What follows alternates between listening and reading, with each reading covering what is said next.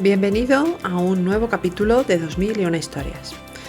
Desde aquí quiero hacerte llegar mi agradecimiento a cada uno de los que cada vez más seguís con atención cada capítulo que publico desde este podcast.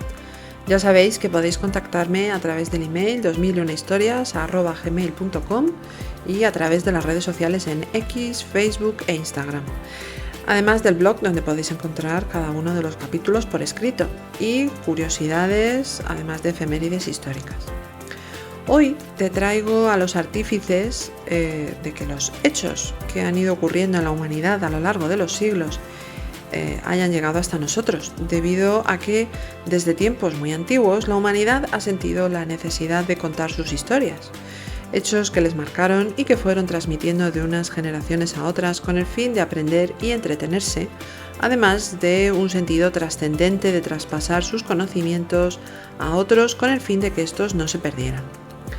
Al comienzo del transcurrir del hombre por el tiempo, estas historias se pasaban por las palabras, de oído, si me permites decir, pero con el surgimiento de la escritura miles de años después, nuestros ancestros han ido plasmando aquellos hechos más relevantes y dignos de ser contados para seguir de esta forma en contacto con personas separadas de nosotros unos pocos o miles de años. Pues bien, nosotros hoy vamos a conocer mejor a algunos de los historiadores más conocidos y otros quizá no tanto, y gracias a los cuales conocemos mejor lo que ocurrió tiempo atrás. Y es que, como decía Cicerón, la historia es la maestra de la vida, y con ese fin han sido varios importantes personajes los que se han preocupado por dejar constancia de la más importante para conocimiento de todos. Y hoy vamos a saber más sobre ellos. Empecemos. Grecia es el origen de mucho de lo que somos en Occidente y, como no podía ser de otra forma, también lo es en cuanto a la paternidad de la transmisión de la historia. Por ello, hacemos un primer viaje en el tiempo hasta el siglo V a.C., donde encontramos al considerado padre de la historia, Heródoto, nacido en el año 484 a.C. en la llamada Magna Grecia, que hoy corresponde con Turquía. Heródoto, como te decía, tiene el honor de ser considerado el primero en escribir de forma ordenada y concatenada, según elogió de él el mismísimo Aristóteles, las acciones humanas de la antigüedad. Heródoto vivió en una época en la que las narraciones orales y las tradiciones míticas dominaban la comprensión del pasado, muy influenciado por Homero, del cual también te hablé en el capítulo que dediqué a nuestros vecinos griegos. Heródoto fue un viajero empedernido y se interesó desde muy temprano por el conocimiento de diversas culturas y sociedades, lo que le influenciaría decisivamente en su obra posterior. Pasó tiempo en las ciudades griegas de Asia Menor y Egipto, así como de Babilonia, Fenicia y otras regiones de lo que hoy es Medio Oriente. Estas experiencias le permitieron reunir una gran cantidad de información diversa que reflejó en sus escritos, algo poco común en su tiempo. Su obra más destacada, llamada Historias, estaba dividida en 9 volúmenes dedicados cada uno de ellos a una musa griega y cubría una amplia gama de temas más allá de la guerra, con lo que esta obra finalmente se convirtió en una combinación de hechos históricos, mitos, leyendas y descripciones etnográficas, que ofrecen una ventana no solo a los eventos, sino también a las culturas y costumbres de los pueblos involucrados. Su estilo narrativo y su enfoque en la investigación lo diferencian de los cronistas previos, aunque también es cierto que ya fue descrito por sus contemporáneos como algo fantasioso en ocasiones, por lo que a veces fue duramente criticado. Y es que gustaba de incluir en sus relatos históricos anécdotas y juicios de valor que desviaban a veces el relato de lo que inicialmente quiso retratar por escrito. Y esto fue las diversas guerras y enfrentamientos entre las polis griegas y los persas. Pero aún con eso, el legado de Heródoto es inmenso. Su enfoque de la historia como una investigación ha influido profundamente en la historiografía occidental, siendo aún a día de hoy una fuente esencial para comprender mejor su tiempo. Si avanzamos hasta la época de apogeo de Roma en el Mediterráneo, encontramos a varios cronistas históricos dignos de mencionar, tales como Tito Livio, Tácito, Suetonio, Flavio Josefo o Plinio el Viejo, entre muchos otros.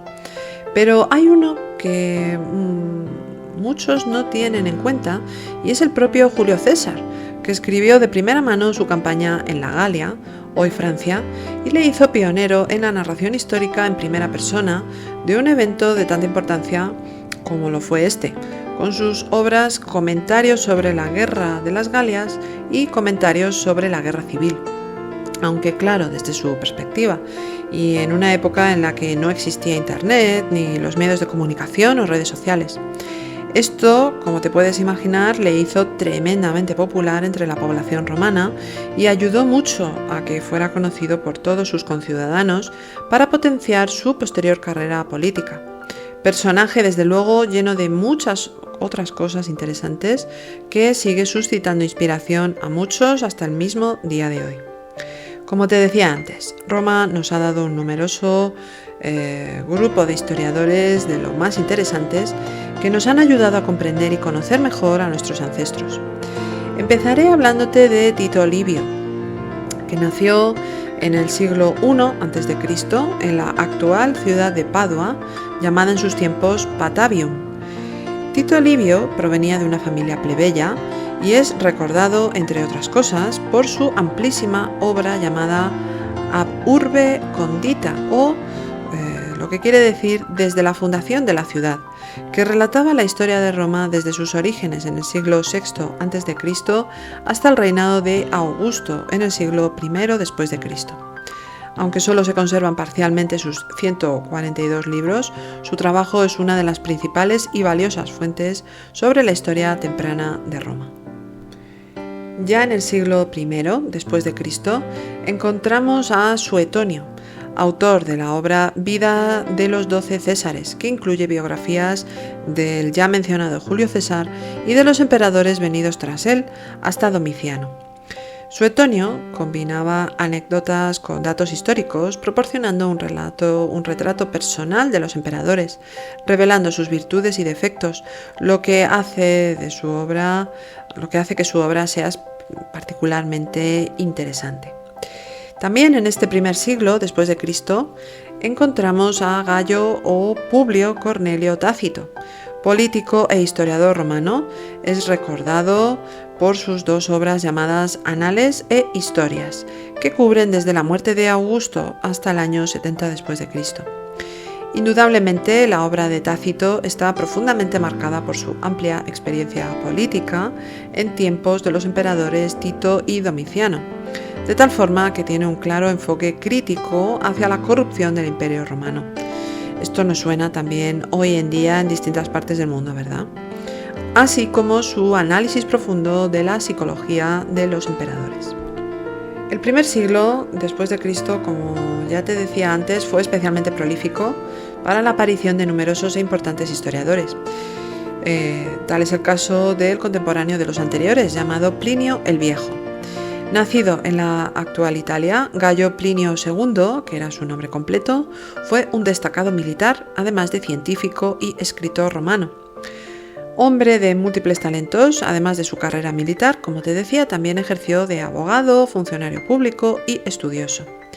Plinio era un cercano amigo del emperador Vespasiano y ocupó varios cargos administrativos durante el gobierno de este, así como bajo el gobierno de Tito, hijo y sucesor del emperador Vespasiano, y que es recordado por su imponente Arco del Triunfo o Arco de Tito, que encontrarás nada más acceder al maravilloso foro romano, del cual me declaro una auténtica fanática.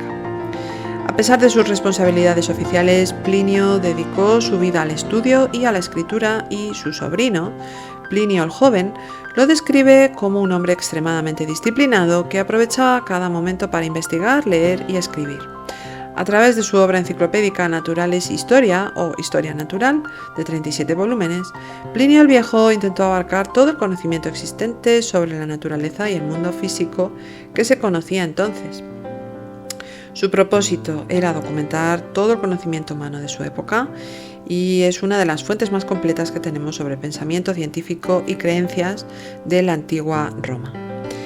Como antes te mencioné, su sobrino, de igual nombre, en su obra llamada Cartas, dejó constancia de esto, así como una detallada visión fascinante de la vida diaria en el Imperio Romano.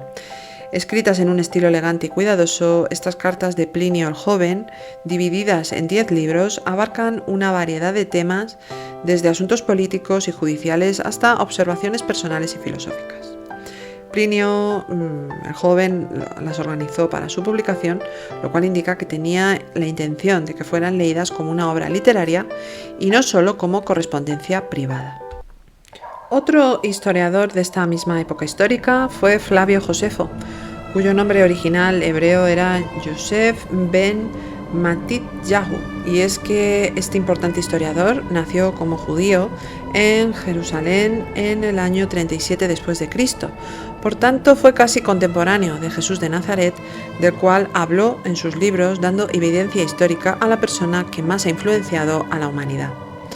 Como te decía, Flavio Josefo nació en Jerusalén, en una familia aristócrata de sacerdotes, y recibió una educación rigurosa en las tradiciones judías.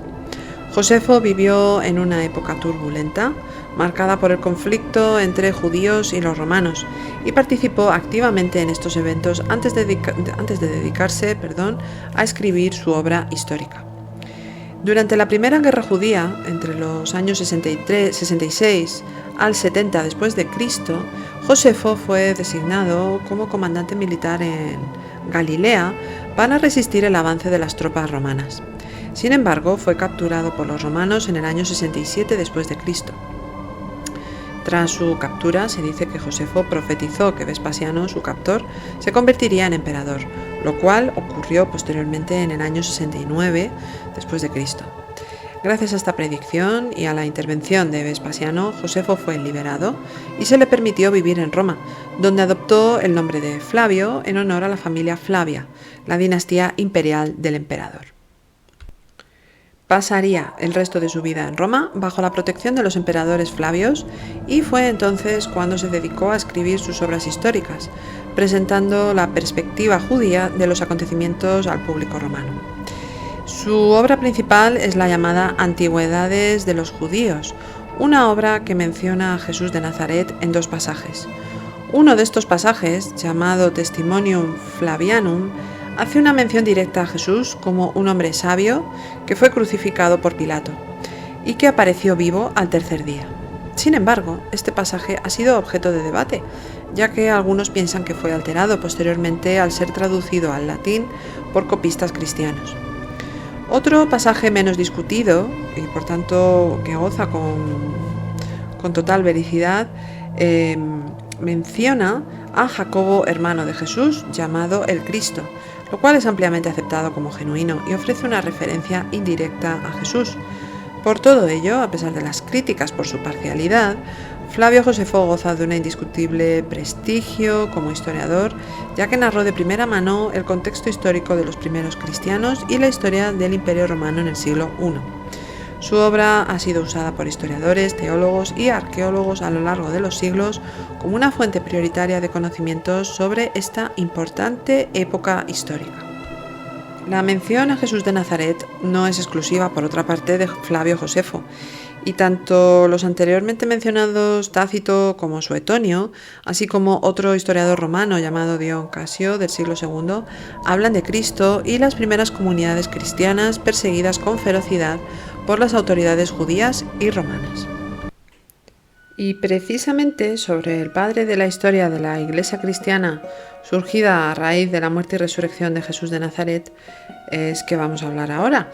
Te hablo de Eusebio de Cesarea, que también es conocido como Eusebio Pánfili, amigo o seguidor de Pánfilo, del que luego te contaré más cosas. Eusebio, nacido en el 260 después de Cristo en la Cesarea marítima de la Judea romana, hoy Israel, vivió en un momento crucial del Imperio Romano en el siglo III después de Cristo, durante la transición del paganismo al cristianismo como religión oficial y la persecución de cristianos bajo emperadores como Diocleciano, de tal forma que su obra más importante, Historia Eclesiástica, es una de las primeras crónicas completas de la Iglesia cristiana. Nuestro historiador Eusebio, desde joven, fue discípulo de Pánfilo, un teólogo cristiano y fundador de una de las principales y primeras bibliotecas cristianas importantes. Esta biblioteca proporcionó a Eusebio acceso a numerosos documentos y escritos cristianos que le permitieron investigar y estudiar la historia de la Iglesia desde sus inicios. Eusebio de Cesarea coincide precisamente en el 296 después de Cristo con el futuro emperador Constantino, del que ya te hablé en uno de los 2 capítulos dedicados a Roma, que hizo 2001 historias, y que es recordado por ser el primer emperador romano convertido al cristianismo y que permitió la libertad de culto en el mismo varios años después, en el año 311 después de Cristo. Pues bien, como te decía, Constantino estaba de visita en la Judea romana junto al emperador Diocleciano, gran perseguidor cristiano, cuando sus vidas se encontraron en Cesarea, y a raíz de aquella visita las autoridades romanas endurecieron la persecución contra las comunidades cristianas, de tal forma que su maestro Pánfilo fue encarcelado unos años después, en el 307, y Eusebio continuaría con su obra, aunque la aumentaría al escribir detalladamente de esta persecución, llegando a ser nombrado obispo de Cesarea aproximadamente en torno al año 313 después de Cristo, año de la promulgación del Edicto de Milán por parte del ya emperador Constantino, que permitía la libertad religiosa y el fin de la persecución, por tanto, a los cristianos. Eusebio, de esta forma, fue testigo directo de unos cambios drásticos en la historia del cristianismo, desde la feroz persecución que vivió en primera persona para pasar a ver cómo esta religión era no solo aprobada por el imperio, sino asimilada con mucho interés dentro de la corte del emperador. Por otro lado, hizo frente a diversas herejías surgidas dentro de las primeras comunidades cristianas. De esta forma, su obra fue extensa y muy valiosa, y destacan la historia eclesiástica, en la que traza el desarrollo de la Iglesia desde los tiempos de los apóstoles hasta el año 324 después de Cristo, año de su publicación. Esta obra se compone de 10 libros y combina crónicas históricas, relatos de mártires y citas de documentos antiguos, convirtiéndola especialmente valiosa porque contiene extractos de documentos y cartas ya desaparecidos, por lo que ha sido esencial para la comprensión de la historia de la Iglesia primitiva de forma fiable y veraz. Otra obra por la que es recordado Eusebio de Cesarea es por su obra llamada Crónica, una historia universal estructurada en 2 partes, que presenta una cronología comparativa de las principales culturas antiguas, hebreos, griegos, persas, egipcios y romanos, así como de los eventos históricos de la Biblia. Posteriormente escribiría la biografía del primer emperador cristiano, Constantino, llamada Vida de Constantino, y cuyo fin era ensalzar la figura del emperador y su papel en la expansión del cristianismo, describiéndolo como un líder elegido por Dios para establecer la fe cristiana. De esta época romana, por último, te menciono muy brevemente a Cicerón, el cual te menciono al comienzo de este capítulo. Y aunque no fue un historiador como tal, Marco Tulio Cicerón, que vivió en el siglo I a.C. y que de profesión era orador, filósofo, abogado y político en Roma, fue testigo directo de uno de los periodos más importantes de la historia de Roma, como fue el final del gobierno de la República en tiempos de Julio César. Sus discursos y cartas reflejan las tensiones políticas de la época y su temor al poder absoluto de figuras como César y más tarde Marco Antonio. Estos escritos son esenciales para comprender la crisis de la República y la transición al imperio posterior. De tal forma, y aunque no escribió historias en el sentido tradicional, sus obras ofrecen una rica visión de su tiempo y lo convierten en una fuente histórica indirecta, pero valiosa, para conocer mejor la Roma del siglo anterior a.C., de tal forma que su pensamiento influyó notablemente en el desarrollo de la filosofía y el derecho en Occidente. Dejamos la antigüedad y nos trasladamos a tiempos más recientes, concretamente al siglo XIX, y ponemos los ojos en dos historiadores nacidos en la España de hace 2 siglos que concentraron sus esfuerzos en compilar y dar a conocer la extensa historia de nuestro país. Ambos dan nombre a 2 importantes calles de Madrid y, como pasa en muchas ocasiones, quizás sus figuras no sean lo suficientemente conocidas por el gran público, más allá de círculos académicos. Te hablo de Modesto Lafuente y Menéndez Pelayo. Comenzaré hablándote de Modesto Lafuente y Zamayoa.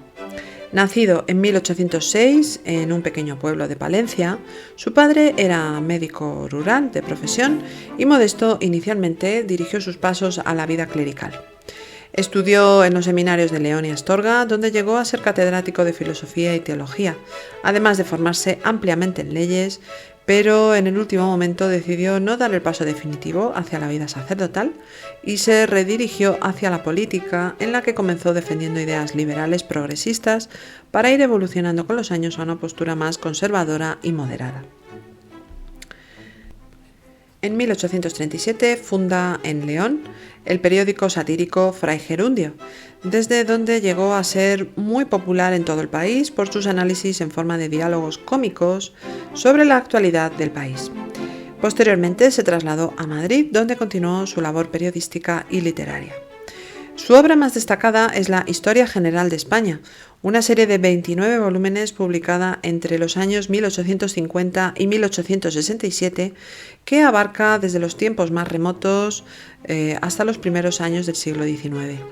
Esta obra se convirtió en una referencia esencial para el estudio de la historia española en su época y fue el primero en mostrar la historia de una España concebida como nación desde los tiempos de los visigodos. Además, a él le debemos el término reconquista, que tanto parece molestar a algunos últimamente, para referirse al periodo histórico desarrollado en la península ibérica entre la conquista musulmana de Hispania en el 711 después de Cristo, de la que ya te hablé en un par de capítulos de este podcast, y la caída del Reino de Granada ante los Reyes Católicos en 1492. Padre de 3 hijos, durante toda su carrera fue condecorado con la medalla de Isabel la Católica y miembro de la Real Academia de la Historia. Ostentó a lo largo de su vida diversos cargos públicos, entre los que destacan diputado y participar en la redacción de una nueva Constitución española, además de ser nombrado miembro del Consejo de Estado en 1865. Falleció en Madrid a los 60 años. Importantísima figura de nuestra historia y muy poco conocida, ¿no crees? Y para encontrarnos con nuestro último protagonista, nos quedamos en la España del siglo XIX, donde en 1856 nace en Santander Marcelino Menéndez Pelayo. Su padre fue catedrático de matemáticas, además de alcalde de su ciudad natal, y Marcelino siempre destacó por una brillante inteligencia que le hicieron destacar desde muy joven, asistiendo a su padre con sus clases, además de contar con una prodigiosa memoria. Completó sus estudios superiores en literatura, primero en Barcelona y posteriormente en Madrid, donde se doctoró con 19 años. Menéndez Pelayo fue un erudito polifacético, interesado en temas como la literatura, la filosofía y la teología.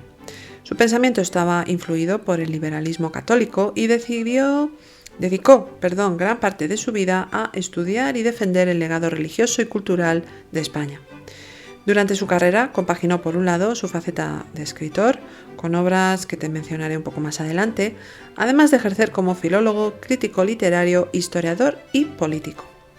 Para que te hagas una idea del perfil de Menéndez Pelayo, este fue elegido miembro de la Real Academia Española de las Letras en 1889 y miembro de la Real Academia de la Historia desde 1883.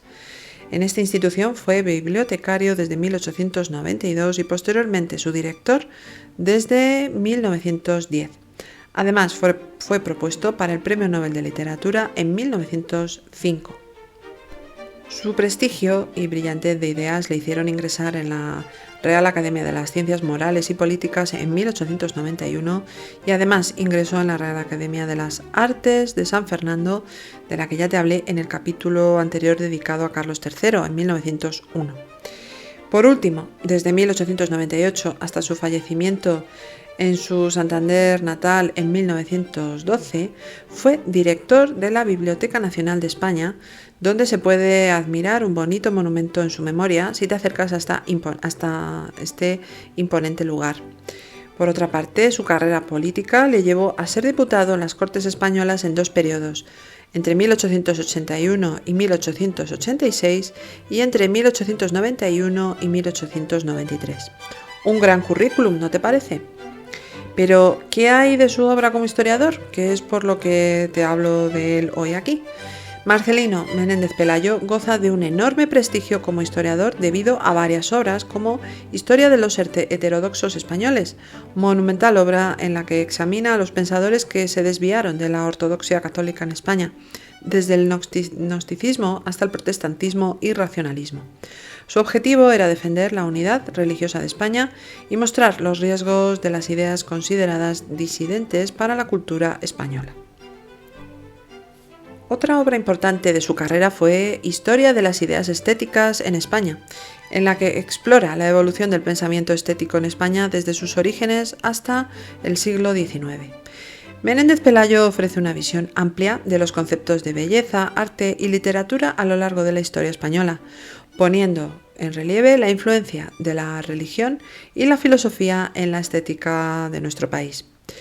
Por último, te hablo de Antología de poetas líricos castellanos, en la que Menéndez Pelayo, ejerciendo de crítico literario, compiló una selección de poesía castellana que abarca siglos y se convirtió en una obra de referencia para la literatura española. Menéndez Pelayo es por derecho propio uno de los historiadores y críticos literarios más importantes de España, a pesar de que su figura haya sido algo olvidada en nuestro país, quizá adrede desde distintos estamentos, ya que fue un defensor de la tradición cultural y religiosa española y se opuso al laicismo y a las corrientes modernas que consideraba una amenaza para los valores españoles. De hecho, algunas de sus ideas han sido cuestionadas por un enfoque conservador y católico, pero es indudable que su aportación a la historiografía, además de la literatura, es fundamental, y por eso 2001 Historias rescata su vida y obra para ser reivindicada. El conocimiento de la historia, como ves, siempre ha tenido su público y no es cosa del pasado o de gente antigua. Es más, creo que vivimos una época de resurgimiento en este interés por la historia desde distintas personas de todas las edades y condición. Contamos con un gran número de personas muy cualificadas y dedicadas a esta fascinante tarea de investigar y difundir hechos históricos, y un gran número de divulgadores, entre los que, pues si me permites me incluyo, que intentamos acercar de forma nueva hechos o personas que han sido olvidados. Así que, hay espacio para todos, porque de lo que se trata es conocer mejor lo que ha pasado, a pesar de que algunos no estén interesados en ello, para tratar de manipularnos mejor, pero no dejemos de averiguar, leer, oír y buscar detalles de lo que pasó hace años y siglos, porque Cicerón hace 2000 años tenía toda la razón. Historia est magistra vitae, la historia es la maestra de la vida. Nos oímos en el siguiente capítulo.